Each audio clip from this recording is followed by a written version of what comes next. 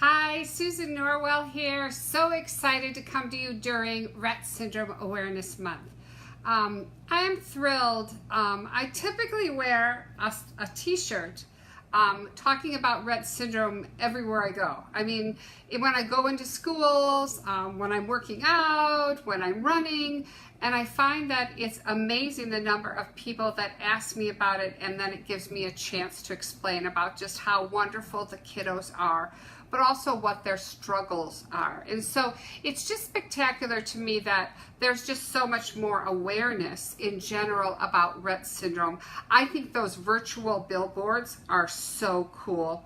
I would love to see those in every town. That would be so cool. And it's just great because we have so many accesses now to information so that people can have more information, and information that isn't dated, information that isn't all about the things they can't do, but really geared at what they can do. And that's really such a stark contrast to when I first started working with individuals with Rett syndrome and first began exploring and understanding what their capabilities were.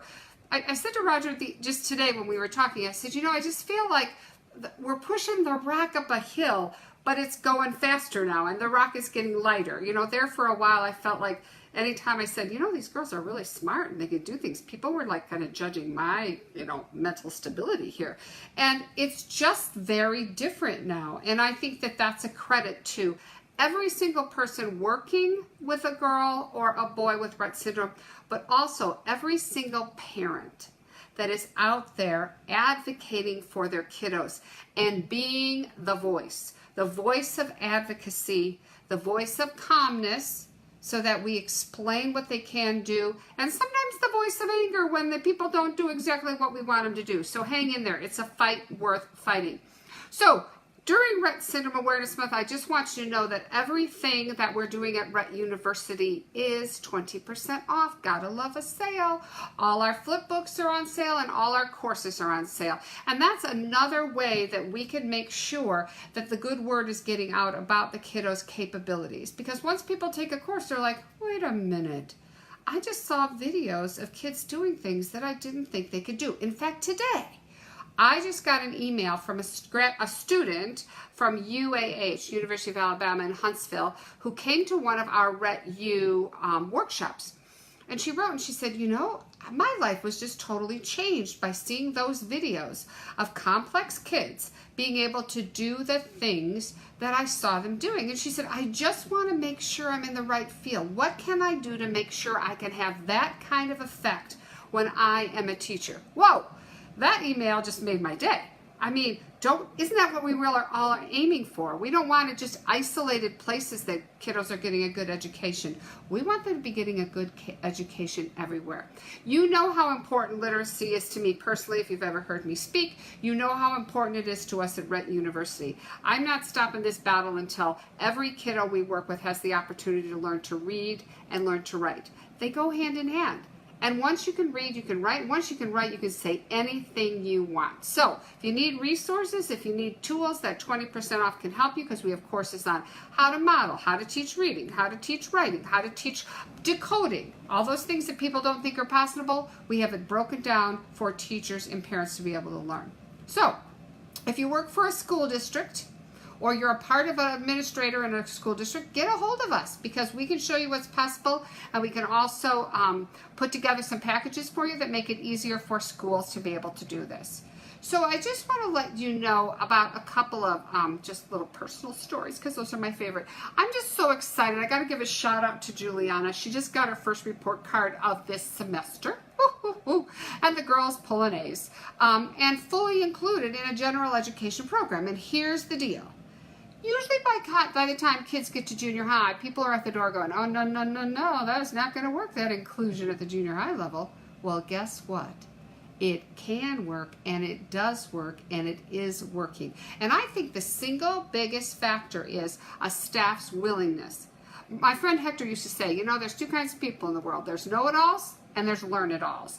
Jude is blessed to be in a school in Irving, Texas, that is a learn-it-all kind of school. I came in to do training, and they just wanted to know how they could do the best for her. And she is fully included in a literacy class where they have stations set up so the teacher gets a chance to do some one-on-one teaching for her so she can learn to decode. But she's also part of listening to really good literature so that she can be part of discussions. She is also still learning to read. So even though maybe the other junior high kids aren't learning to read in your school, in this school, there's a lot of kids that are learning to read, and getting good literacy instruction in junior high and JUJ is one of them. So I could not be more thrilled. I just came from a visit from a high school where, again, the student has her support periods where she gets some specialized support, and then she's in a lovely history and biology class where she can become not just literate in terms of learning to read and write, but literate about her world. So we all benefit from knowing what our history was as a country and what things have happened. So Irving Independent School District, you get like 18 shout outs for JUJ. And a school in Cincinnati, whose name I can't quite remember now. I know Nagel was the junior high, and they did a great job, and I forget the name of the high school. But anyway, they are doing a great job there. So here's what I also want to tell you. I want you to know that we are also keeping our eyes on this big research break. That breakthrough that is coming through in terms of what they are doing in terms of the gene replacement studies. And I want you to take a look at, if you can, get your hands on those videos of these kids with SMA. Kids who typically don't live past 2, that are walking and talking and carrying backpacks and heading off to preschool. And you know what? The next group they're looking at is Rett syndrome. So here's what is really, really important, I think, is that we not only prepare our kids for the cure, we also fund the work that is going on for the cure. And I said this at a talk that I gave the other night for a big fundraiser that was in Huntsville. I said, you know, I don't want any kid coming to me and saying, hey, I'm cured now, and nobody taught me how to read, and nobody taught me how to write. And so until all kids have access to that, and with the Almighty God helping me stay alive for a very long time. You know, my mom lived to be 99 and 11 months, so maybe I've got some years left in me that I can keep doing this work. So everybody, keep up the great work.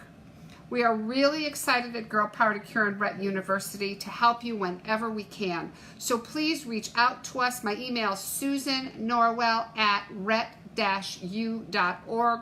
I love to hear from people. We try to field as many questions as we can in a timely fashion. Take a look at our courses and see how they can help you. Any ideas for coursework or any needs you see, please let us know. We're here to serve. So thanks, and shout out to all those that are working with girls and boys with Rett syndrome, all those parents that are out there that are doing a tremendous job advocating for their kiddos to get the best, and to the kiddos themselves. Because here's what they've done for me over the years. They have opened their hearts, they have opened their minds, and they have tried 100% to help me understand how best to help them. For that, I'll be eternally grateful. So, bye-bye.